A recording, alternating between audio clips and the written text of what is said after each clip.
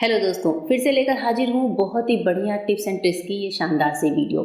इस वीडियो में आपको बहुत कुछ सीखने को मिलेगा। चलिए बढ़ते हैं अपने आज के इस वीडियो की तरफ। हमारी आज की जो पहली टिप है दोस्तों, वो है गेहूं के आटे को लेकर, यानी कि किसी भी तरह के फ्लोर को लेकर। मैंने गेहूं का आटा बोल दिया, पर आप ये टेक्निक किसी भी फ्लोर में यूज कर सकते हैं। मैदा, सूजी, आटा, बेसन, हर तरह के ट्रिक में। कभी कभी क्या होता है, हम लोग आटे में मोयन डालना चाहते हैं और एक मेजरमेंट होता है, जैसे कि मान लीजिए 1 टीस्पून या टेबल स्पून डालना है, और हम चाहते हैं कि हमारा स्पून भी गंदा ना हो, क्योंकि ऑयल डालने के बाद स्पून को वॉश करे बिना हम रख नहीं सकते। इसके लिए आपको क्या करना है, फ्लोर में आपको स्पून को इस तरह से लेकर हल्का सा दबाव देना है। दबाव देने के बाद हमारे फ्लोर में स्पून का एक निशान बन जाएगा। ये स्पून उतना ही निशान बनाएगा जितना इसका मेजरमेंट है। जी हाँ दोस्तों, जैसे मैंने 1 टीस्पून की स्पून ली और इसका मेजर करके यहाँ पर दबा दिया, तो इसमें उतना ही स्पेस बना है जितना मुझे 1 टीस्पून ऑयल या घी यहाँ पर मोयन के लिए डालना था। मैं यहाँ पर देखिए स्पून से देसी घी डाल रही हूँ, क्योंकि मुझे यही डालना था, और ये पूरा 1 टीस्पून ही है। आप कभी ये एक्सपेरिमेंट करके देखिएगा घर पर। इस तरह से आपको चम्मच को खराब करने की जरूरत नहीं पड़ेगी। जिस चम्मच से भी आपको मोयन की चीज़ें डालनी है, उससे आप अपने फ्लोर पे हल्का सा दबाव दीजिएगा और बस स्पून को ऐसे ही पोंछ कर रख दीजिएगा। होप करती हूँ इससे आपका टाइम भी बचेगा और आपको मज़ा भी आएगा। चलिए दोस्तों, बढ़ते हैं दूसरी टिप की तरफ। आज की जो मेरी दूसरी टिप है वो सिंक क्लीनिंग को लेकर है। सिंक में कभी कभी कुछ गंदगी ऐसी होती है, जैसे चाय पत्ती वगैरह, वो सिंक में चारों तरफ फैल सी जाती है। अब दोस्तों, कुछ लोग कमेंट करेंगे कि आपका सिंक कितना गंदा है, तो मैं यहाँ पर बता दूं कि हम जो यूट्यूबर्स होते हैं ना, वो हम अपने वीडियो बनाने से पहले उस चीज़ को कभी कभी गंदा कर लेते हैं, जिससे शूट में हमें आसानी हो आप लोगों को चीज़ें दिखाने में। तो प्लीज़ आप लोग ये कमेंट मत करिएगा कि सिंक गंदा है। मैंने यहाँ पर जानबूझकर चाय पत्ती का कचरा फैलाया हुआ है। तो इसे क्लीन करने के लिए मैं क्या करूँगी, एक बैलून ले लूँगी। बैलून आप कोई सा भी ले सकते हैं। बैलून के जो आगे वाला पार्ट है उसके यहाँ पर हल्का सा कट करेंगे, बहुत छोटा सा, जितने में कि हमारा एक पानी की धार आसानी से निकल कर आ सके। अब इस बैलून को थोड़ा सा फैला लीजिए और हमारा जो टैप है इस पर इसको पहना देंगे। उसके बाद से टैप को ऑन करिए और आप देखेंगे कि आपका जो ये बैलून वाला टैप है कितनी आसान तरीके से सारी सिंक को, साथ ही सिंक के आसपास वाले एरिया को भी क्लीन कर देता है। आपको चाहे कितनी भी दूर तक पानी को फैलाकर इसको क्लीन करना हो, ये बहुत इजी तरीके से वर्क करता है। स्पेशली जब कभी हम पूरे किचन की डीप क्लीनिंग कर रहे हो, सिंक के आसपास का एरिया हमें साफ करना हो, तो आप बैलून को पहना दीजिए और उसके बाद से आसपास के एरिया को बहुत ईजिली आप क्लीन कर सकते हैं। आपको अलग से भी किसी मग या ग्लास की ज़रूरत नहीं पड़ेगी। होप करती हूँ दोस्तों ये टिप आपको पसंद आई होगी, और ये टिप बहुत यूज़फुल है। मैं हमेशा इसका इस्तेमाल करती हूँ। अब बढ़ेंगे नेक्स्ट टिप की तरफ। नेक्स्ट टिप हमारी जिंजर की क्लीनिंग को लेकर है। अब जब सर्दियों में जिंजर हम ज़्यादा मंगाते हैं, स्टोर करके रखते हैं, तो अंदर क्या होता है, मिट्टी बहुत ज़्यादा जमी होती है जिंजर के अंदर।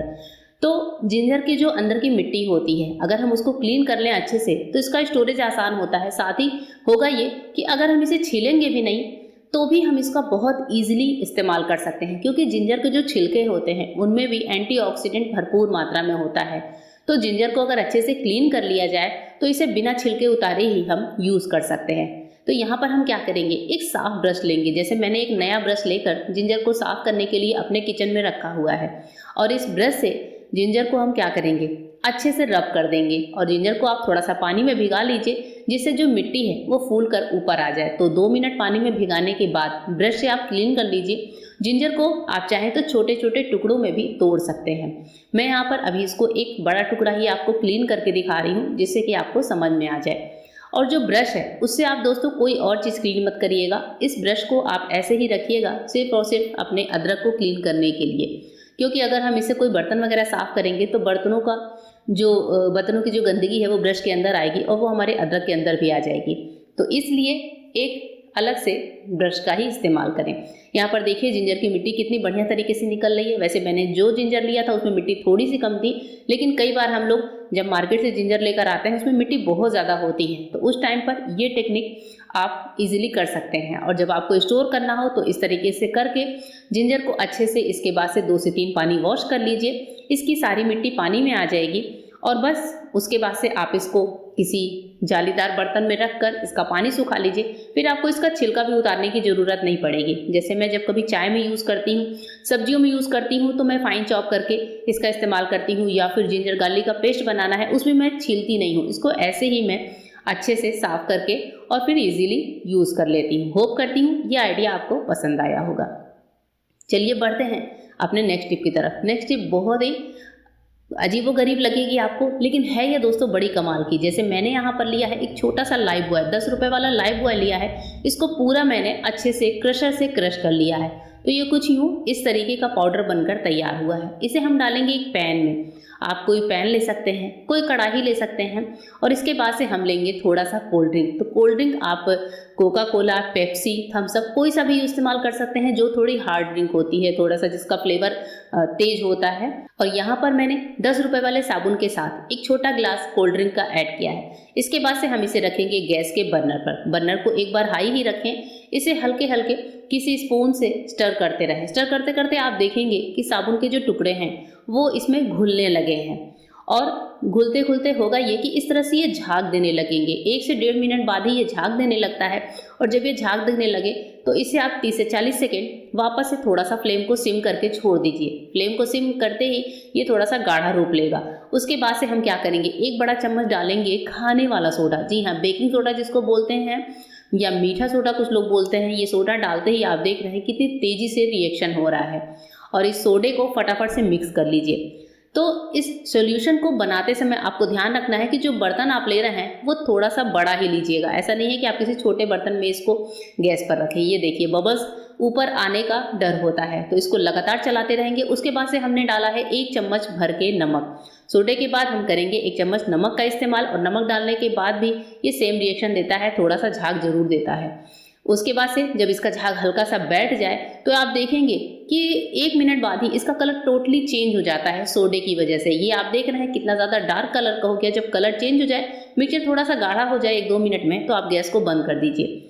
गैस को बंद करेंगे, उसके बाद से आपके पास से कोई सिलिकॉन के मोल्ड हो, कोई मिट्टी के दिए वगैरह हों, या फिर चॉकलेट के मोल्ड्स होते हैं, कुछ भी आप ले सकते हैं, और उसमें इस मिक्सचर को डाल दीजिए। सिलिकॉन मोल्ड मैंने इसलिए बोला जिससे इसको निकालना आसान होगा।